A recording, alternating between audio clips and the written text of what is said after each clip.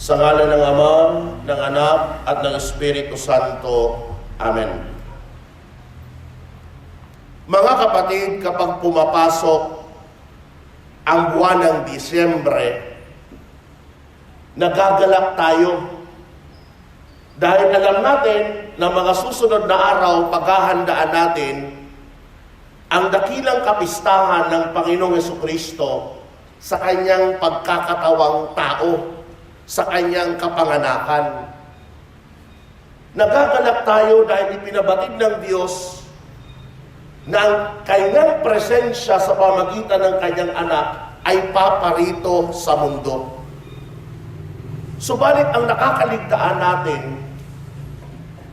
na ang Panginoong Hesukristo, bagamat siya'y umakyat sa langit, nananatili pa rin siya sa atin. At yung dapat ang maging dahilan rin ng patuloy nating kagalakan. Ang presensyang iyan ng Panginoong Hesukristo na patuloy na paparito sa atin ay walang iba kung hindi sa Eucharistia. At sa linggong ito, ipinagdiriwang natin ang pagkilala sa presensyang iyan ni Hesukristo sa Eucharistia. Kaya meron tayong pagdiriwang na tinatawag na Corpus Christi.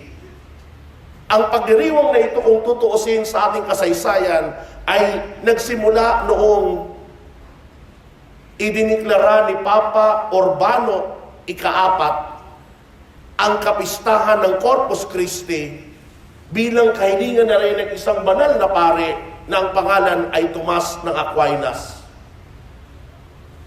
Ito'y upang mas lalong makilala ng mga tao na ang Diyos ay nasa kanilang piling, na ang Diyos malapit sa kanila, na si Jesus ay nasa sa atin at nanatiling nasa sa atin.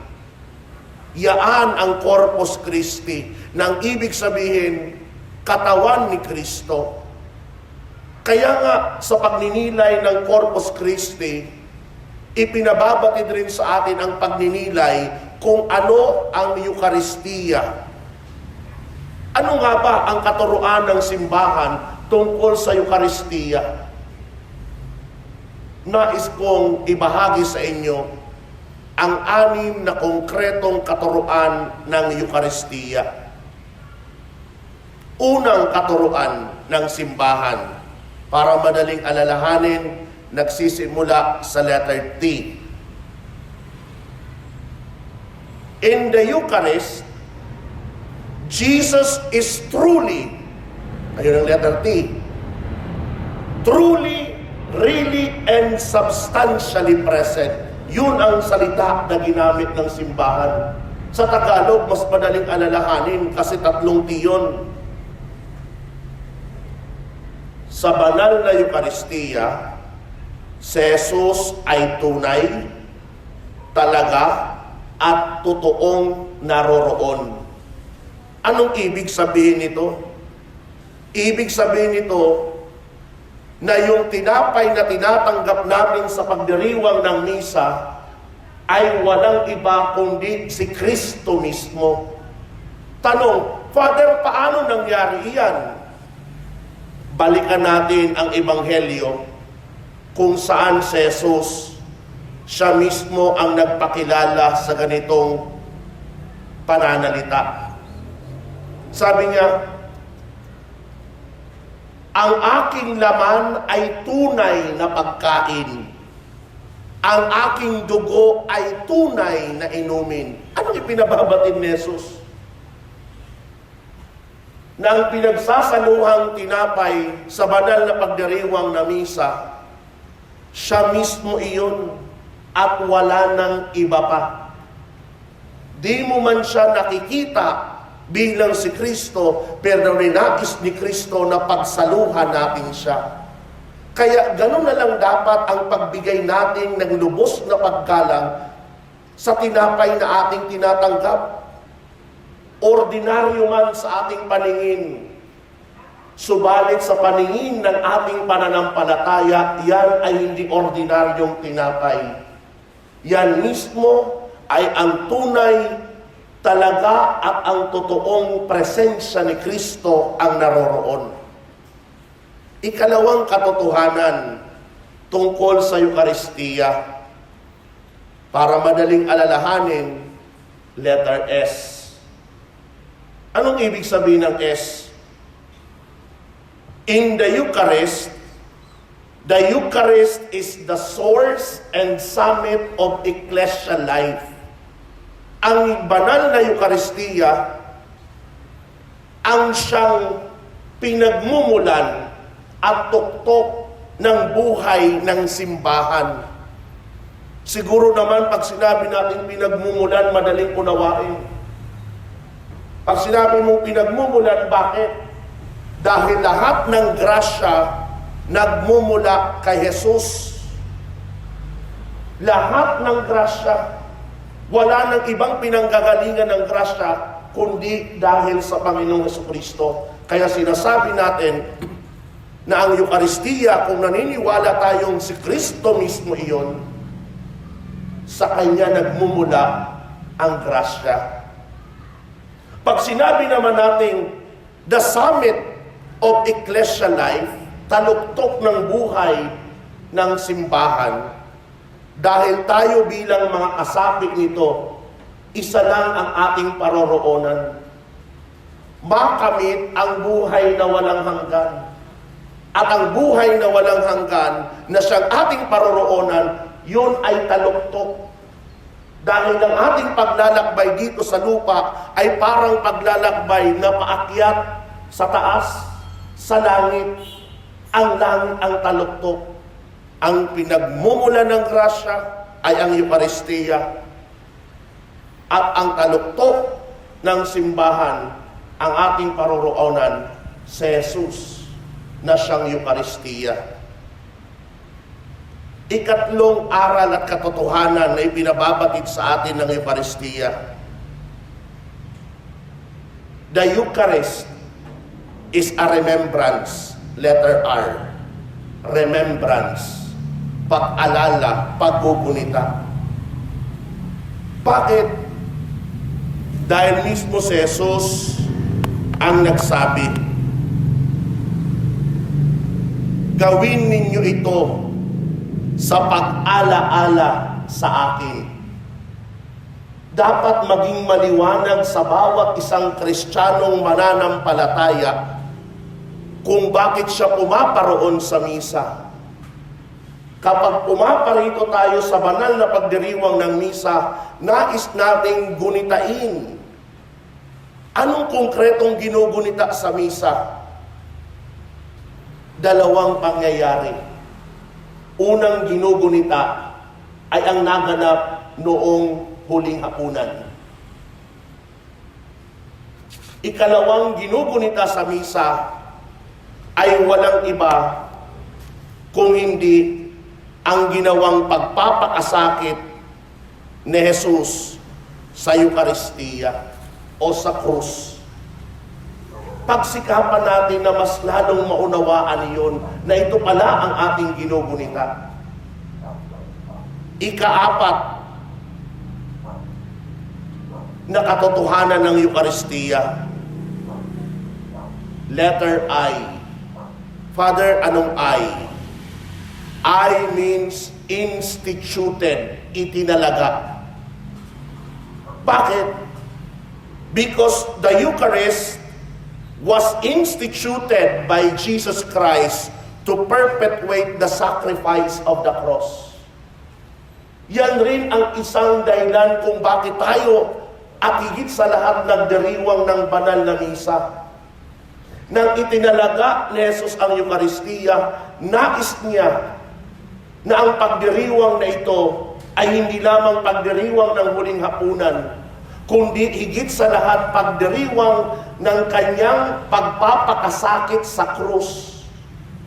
Kapag dumadalo ka sa misa, anong hinahanap mo? Dapat maging maliwanag sa iyo na pumaroon ka dahil nais mong gunitain ang itinatag ni Kristo na kanyang pagpapalawig ng kanyang pagpapakasakit sa krus. Kaya nga mapapansin nyo sa lahat ng simbahan, ang nasa gitna at hindi nawawala ay ang banal na krus. Mapapansin nyo rin na ang nasa harapan ng pari ay ang banal na Santa Cruz, upang paalalahanan tayong lahat na nakikiisa sa banal na pagdiriwang ng misa. Pumaroon ka para ipagdiwang ang pinalawig na paghihirap ni Kristo sa Kalbaryo, ang kanyang sakripisyo sa krus. Tanong, bakit? Anong nangyari doon? Anong meron sa pagdiriwang na iyon? Mga kapatid, alalahanin natin, kung hindi si Jesus nagpakasakit, hindi natin nakamit ang kaligtasan. Kaya nga sinasabi natin ngayon pag tinatanong tayo, what is the Eucharist? What is the Mass? Ano ang Eucharistia? Anong misa? Ilan sasabihin, ito ang pinakadakilang panalangin sa lahat. Pero pag tinanong ka, bakit ang misa ang siyang pinakadakilang panalangin sa lahat? At ang tugon doon, dahil tayo ay gumugunita, nag-aalala sa huling hapunan at higit sa lahat sa ginawang pagpapakasakit ni Kristo sa krus. At ang ginawa niyang pagpapakasakit sa krus, binayaran niya ang ating mga kasalanan at ang mga kasalanang gagawin pa natin sa haharapin. Bayad na yun ng Panginoon. Kaya ang tungkulin natin bilang mga makasalanan ay patuloy na magsisi, patuloy na tumalikod, at higit sa lahat, magpasalamat. Kaya ang misa, dakilang pasasalamat. Dahil lahat ng ginawa mong pagkakasala at gagawin pa, bayad na yun ng Panginoon. Kaya matuto kang magpasalamat sa ginawa niyang pagpapakasakit. Ikalimang katotohanan tungkol sa Eucharistia. Letter H. Ano naman ang letter H? Letter H stands for humility. Kababaang loob. Bakit? Alalahanin natin ng si Jesus unang-una ay Diyos. Nang nakaraang linggo, kinilala natin na si Jesus ay ikalawang persona sa banal na Santatlo. Si Jesus ay anak ng Diyos. Si Jesus ay tunay na Diyos. Bilang Diyos, dakila siya. Bilang Diyos, makapangyarihan siya. Bilang Diyos, hindi niya na kailangan ng anupaman.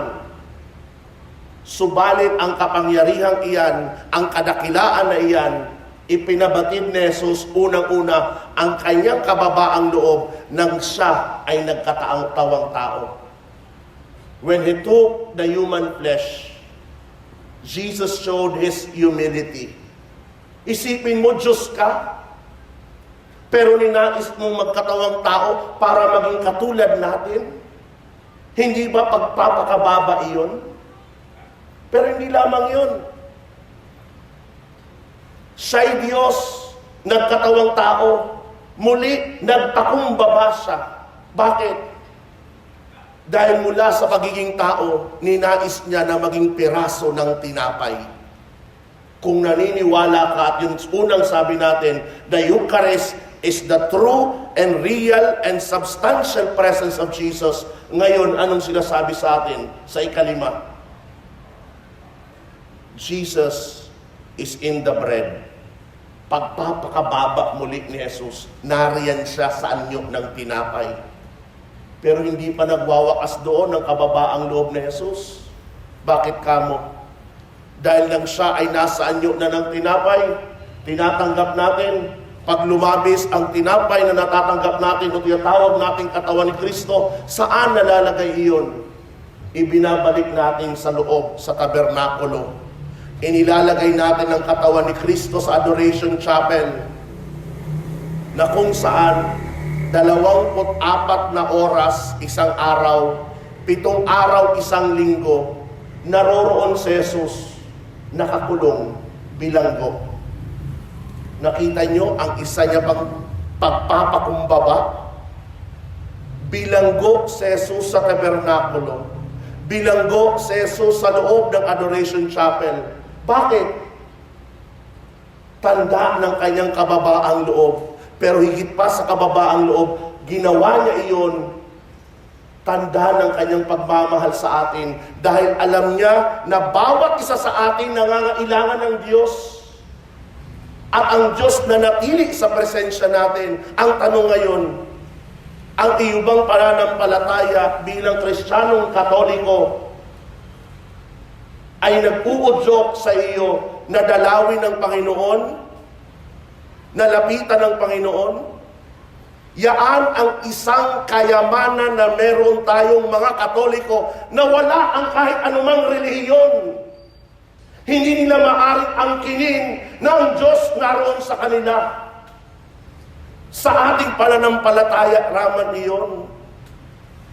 Na si Jesus nasa anyo ng tinapay. Na si Jesus naghihintay sa atin. Nais pakinggan ang ating dalangin. Nais pakinggan ang ating kahilingan. Bilang tinapay, bilang bilanggo.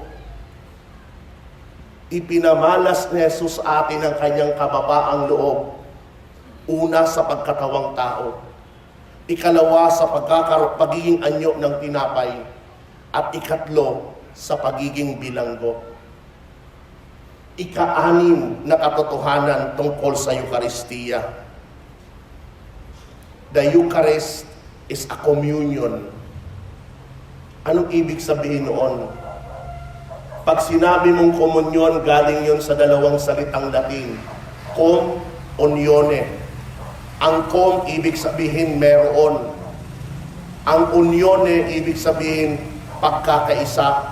Pag pinagdugtong mo sa Tagalog, ang ibig sabihin ay merong pagkakaisa. Bakit? Balikan natin ang sabi ni Jesus sa Ebanghelyo. Ang kumakain ng aking laman at umiinom sa aking dugo ay nananahan sa akin at ako sa kanya. Sa mga pananalitang iyan ng Panginoong Jesucristo, ipinababatid sa atin ang ika-anim na katotohanan. Kapag tayo ay tumatanggap kay Jesus sa komunyon, nakikipagkaisa tayo sa Kanya, at ang Jesus nakikipagkaisa sa atin. We are forming a communion with God. Pero hindi lamang yon. Kapag tayo nangungumunyon, hindi lamang tayo nakikipagkaisa kay Jesus. Ang bawat isa sa atin na tumatanggap ng komunyon, nakikipagkaisa rin sa kapwa nating mananampalataya. Sa madaling sabi, when we receive the body of Christ, kapag tumatanggap tayo ng katawan ni Kristo, nakikipagkaisa tayo sa Kanya at nakikipagkaisa tayo sa ating kapwa mananampalataya. Hindi niyo po ba napapansin na kapag tayo ay tatanggap ng sakramento ng Eucharistia sa loob ng misa, bago tanggapin si Jesus, anong ginagawa natin? Sasabihin ng pari sa inyo, magbigayan kayo ng tanda ng kapayapaan. We say, peace be with you. Ang tanong, bakit? Dahil sa pamagitan ng gawaing iyon, ipinababatid sa iyo na kung tatanggap ka sa kabanal-banalang katawan ni Kristo, makikipagkaisa sa Kanya, ihanda mo muna rin ang iyong sarili makipagkaisa sa iyong kapwa. Na dapat wala kang galit, na wala kang puot, na wala kang masamang dinadala o samang loob, na matuto kang magpatawad sa mga nakasakit sa iyo. Kaya mo siya binibigyan ng kapayapaan. Dahil nais mo rin makipagkaisa sa taong iyon na tatanggap ng komunyon. 6 na katotohanan ang ibinahagi ko sa inyo tungkol sa Eucharistia. Para di makalimutan, the first truth is that the Eucharist, or in the Eucharist, Jesus is truly, really, and substantially present. Letter T. Ikalawa, in the Eucharist is the source and summit of ecclesial life. Letter S. Ikatlo, the Eucharist was instituted by Jesus Christ. Letter I. Ikaapat, the Eucharist is a remembrance and memorial. Ikalima, the Eucharist shows the humility of Jesus. And lastly, letter C, the Eucharist is a communion. Meron kang letter T, letter S, letter I, letter R, letter H, letter C. Baliktarin nyo ngayon iyon.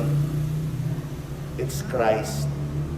Dahil nais kong ipabatid sa inyo, the Eucharist is Christ Himself and no one else. Yan ang dahilan kung bakit tayo may pagdiriwang ng Corpus Christi. Si Kristo mismo ang Eucharistia. Ang Eucharistia ay si Kristo. Amen. Sa ngalan ng Ama, ng Anak, at ng Espiritu Santo. Amen.